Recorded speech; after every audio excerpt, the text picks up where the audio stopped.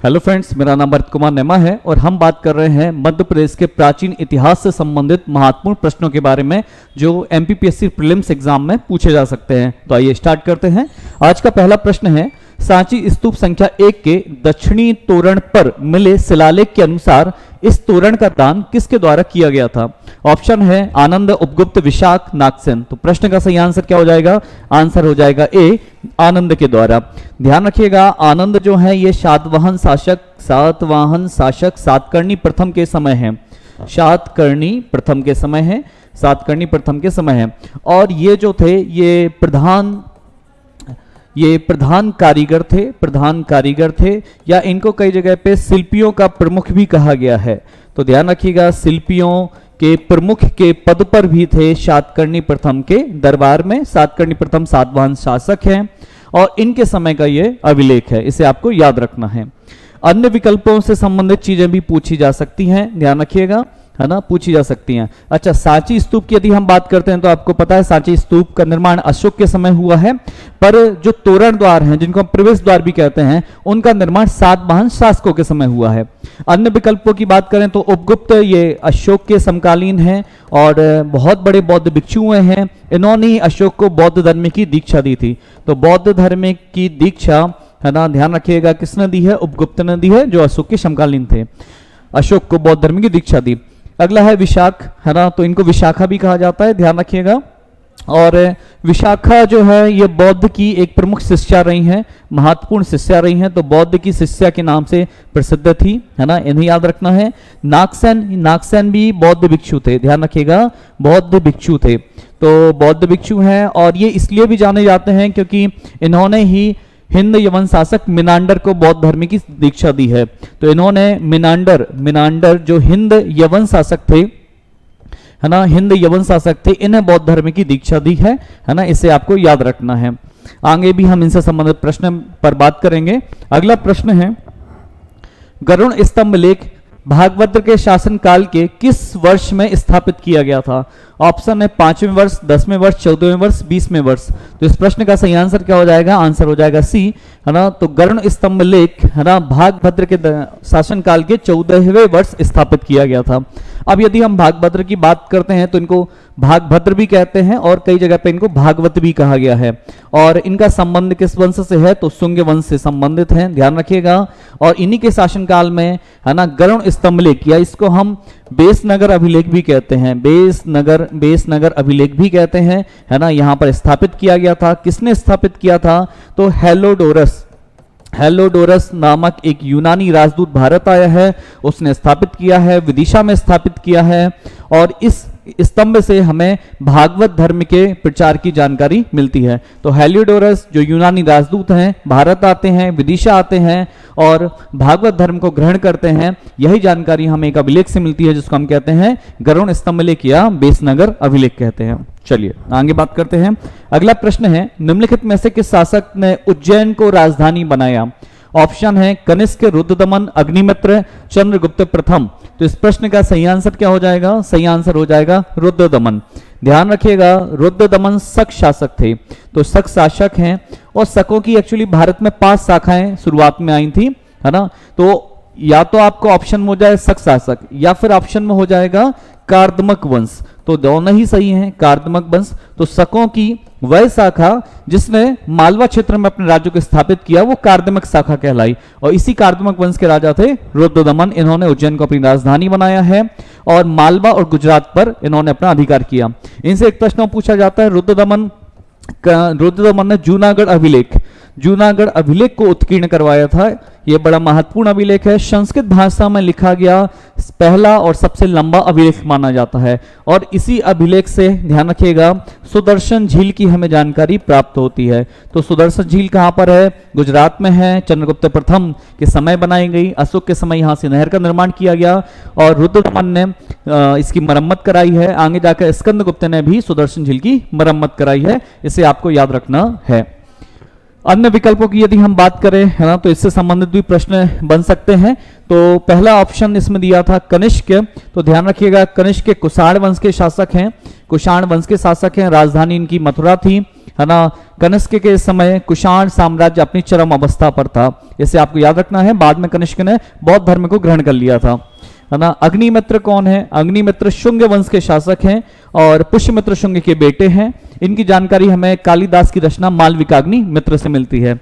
और चंद्रगुप्त प्रथम गुप्त वंश के वास्तविक संस्थापक भी माने जाते हैं और इन्होंने ही अपने राजारोहण के समय गुप्त संवत को शुरू किया था, इसे आपको याद रखना है। 319 ईस्वी में गुप्त संवत प्रारंभ हुआ है।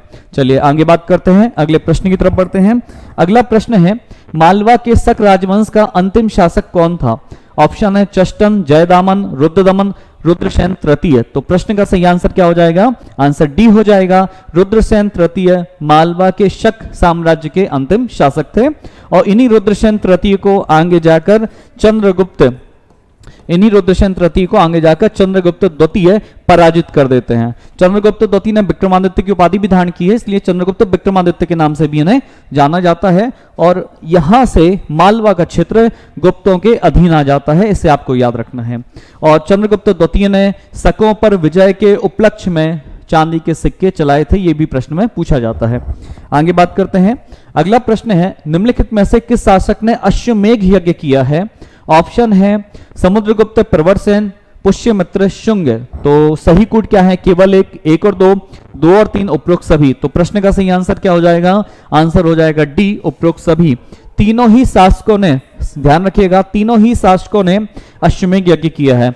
अश्वमेघ, अश्व का मतलब होता है घोड़ा, है ना, मेघ मतलब यहाँ पे अश्वमेघ का मतलब होता है घोड़े की बलि से संबंधित यज्ञ, और ये साम्राज्य विस्तार से संबंधित यज्ञ है ना। प्राचीन काल से ही यह यज्ञ प्रचलित था। उत्तर वैदिक काल के कई सारे ग्रंथों में अश्वमेघ यज्ञ की जानकारी हमें मिलती है। ध्यान रखिएगा, समुद्रगुप्त के द्वारा अश्वमेघ यज्ञ किया गया है। अश्वमेघ प्रकार की मतलब अश्वमेघ यज्ञ करते हुए उसे उसके सिक्कों पर भी दर्शाया गया है। तो समुद्रगुप्त गुप्त वंश के शासक हैं, इन्हें भारत का नेपोलियन भी कहते हैं। इनके द्वारा अश्वमेघ यज्ञ किया गया था। प्रवरसेन की हम बात करें तो ये वाकाटक वंश के शासक हैं, वाकाटक वंश के शासक हैं। वाकाटक वंश के एक प्रमुख शासकों में इनका नाम आता है। और ध्यान रखिएगा, इन्हीं से एक प्रश्न पूछा जाता है कि वाकाटक वंश में सम्राट की उपाधि धारण करने वाले पहले व्यक्ति भी, है ना, प्रवरसेन ही थे। तो ध्यान रखिएगा, इन्होंने सम्राट की उपाधि को धारण किया है, सम्राट की उपाधि को धारण किया है। और इनका जो क्षेत्र था, ध्यान रखिएगा, बुंदेलखंड से लेकर हैदराबाद तक एक बड़ा क्षेत्र इनके द्वारा स्थापित किया गया है। यह प्रश्न भी पूछा जाता है। और पुष्यमित्र शुंग, ध्यान रखिएगा, शुंग वंश के संस्थापक हैं, है ना, शुंग वंश के संस्थापक हैं। हिंद यूनानी शासकों को इन्होंने पराजित किया है। मिनांडर को पुष्यमित्र शुंग के द्वारा ही पराजित किया गया। इन्होंने 2 अश्वमेघ यज्ञ किए हैं, है ना। और दोनों अश्वमेघ यज्ञ में इनके जो पुरोहित थे, एग्जाम में पूछा जाता है, तो पतंजलि पुरोहित थे अश्वमेघ यज्ञ में। तो समुद्रगुप्त, प्रवरसेन और पुष्यमित्र शुंग तीनों के द्वारा अश्वमेघ यज्ञ किए गए हैं। आगे बात करते हैं, अगला प्रश्न है, सिवनी ताम्रपत्र का संबंध किस शासक से है? सम्राट हर्ष, नागभट्ट प्रथम, प्रवरसेन द्वितीय, उपरोक्त सभी। महत्वपूर्ण प्रश्न है आपके लिए। तो प्रश्न का सही आंसर हो जाएगा सी, प्रवरसेन द्वितीय से संबंधित है सिवनी ताम्रपत्र। अगर हम बात करें सिवनी ताम्रपत्र के बारे में, तो सिवनी ताम्रपत्र मतलब जो सिवनी से प्राप्त हुआ है, किस वंश? प्रवरसेन द्वितीय से संबंधित है। प्रवरसेन द्वितीय वाकाटक वंश के शासक हैं, ध्यान रखिएगा, एक शक्तिशाली शासकों में इनका नाम गिना जाता है। और ये जो सिवनी ताम्रपत्र है, ये प्रवरसेन द्वितीय के 18वें वर्ष से संबंधित है। तो जब इनका राज्याभिषेक होता है ना, उसके बाद 18वें वर्ष से संबंधित है सिवनी ताम्रपत्र। और इस सिवनी ताम्रपत्र से हमें क्या जानकारी मिलती है? तो ध्यान रखिएगा, इससे भूमि दान के बारे में पता चलता है ना। तो प्रवरसेन द्वितीय के समय भूमि दान से संबंधित ये ताम्रपत्र है। और दूसरी बात आपको याद रखना है, इससे वाकाटक वंश की, है ना, वंशावली के बारे में भी, पूर्वजों के बारे में भी हमें पता चलता है। तो जो वाकाटक वंश के पहले के शासक हैं, उनकी वंशावलियां भी हमें सिवनी ताम्रपत्र से प्राप्त होती हैं। आइए आगे बात करते हैं। ध्यान रखिएगा एक चीज और, सिवनी ताम्रपत्र सिवनी से मिला है, इससे इस बात का भी प्रमाण मिलता है कि वाक्टक वंश का राज्य मध्य प्रदेश के दक्षिणी क्षेत्र मतलब सिवनी, बालाघाट, छिंदवाड़ा वाले क्षेत्रों में भी था। चलिए अगला प्रश्न है, इंदौर ताम्रपत्र अभिलेख किस शासक से संबंधित है? बड़ा महत्वपूर्ण अभिलेख है इंदौर ताम्रपत्र अभिलेख। तो ऑप्शन है कुमारगुप्त प्रथम, चंद्रगुप्त विक्रमादित्य, स्कंदगुप्त, चंद्रगुप्त प्रथम। तो इस प्रश्न का सही आंसर क्या हो जाएगा? इस प्रश्न का सही आंसर हो जाएगा कुमारगुप्त प्रथम। माफ करिएगा, इस प्रश्न का सही आंसर हो जाएगा स्कंदगुप्त। तो यह जो अभिलेख है वो स्कंदगुप्त के समय का है ना। और यदि हम बात करें स्कंदगुप्त के समय की तो ये 465 ईस्वी का ये अभिलेख है, 465 ईस्वी का ये अभिलेख है।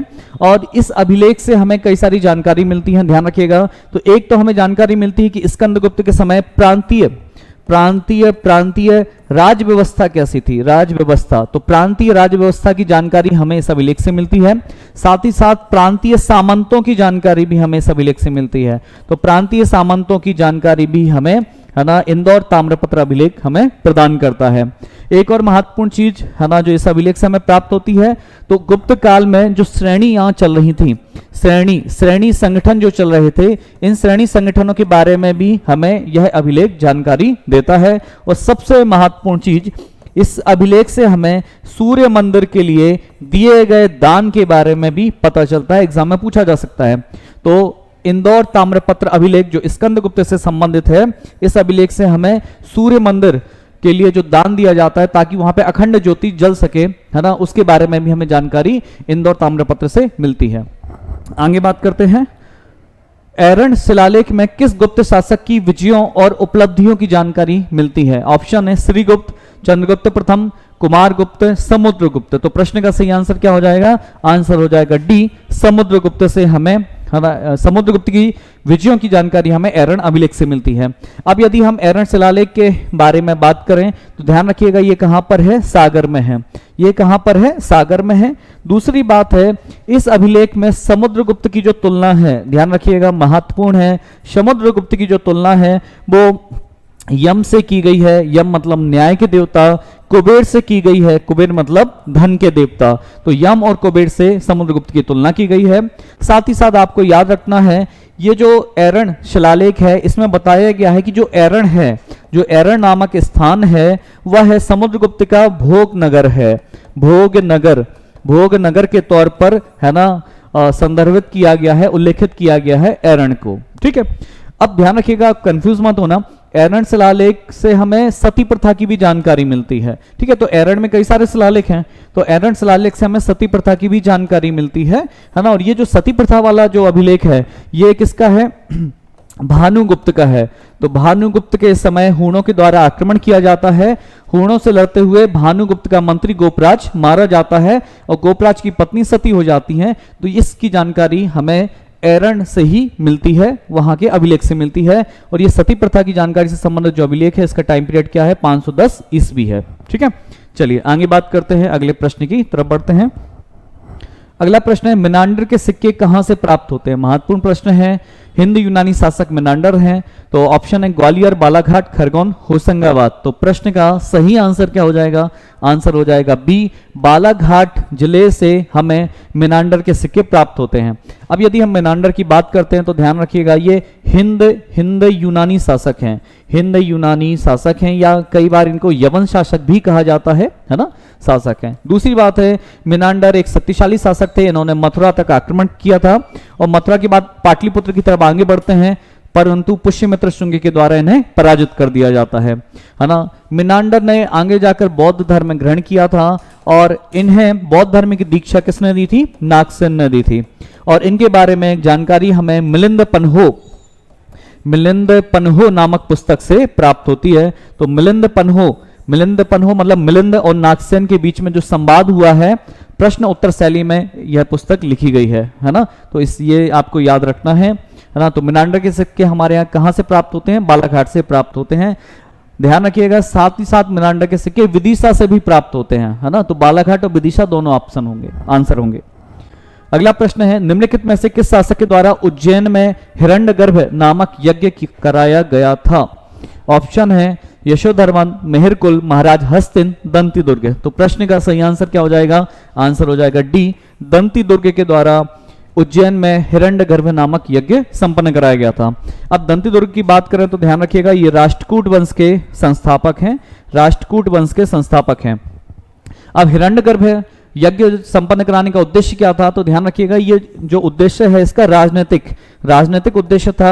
अपनी राजनीतिक प्रतिष्ठा है ना, अपनी बलशालिता को साबित करने के लिए ये यज्ञ कराया गया था। हिरण्यगर्भ, हिरण्य का मतलब होता है सोना, गर्भ का मतलब होता है कोख, मतलब होता है कि सोने, इस यज्ञ के दौरान सोने का एक बड़ा पात्र बनाया जाता था, उस पात्र से राजा मतलब दंती दुर्ग निकलते थे, है ना। तो ये इस बात का प्रतीक होता था कि साहब हमारे एक नया जन्म हुआ है और हम क्षत्रिय हैं और एक बड़ा क्षेत्र हम संभाल रहे हैं। तो राजनीतिक अपनी प्रतिष्ठा को स्थापित करने के लिए हिरण्यगर्भ नाम का यज्ञ दंती दुर्ग के द्वारा कराया गया था। इस लेक्चर में इतना ही, आगे हम फिर से मुलाकात करेंगे। आप सभी का बहुत बहुत धन्यवाद।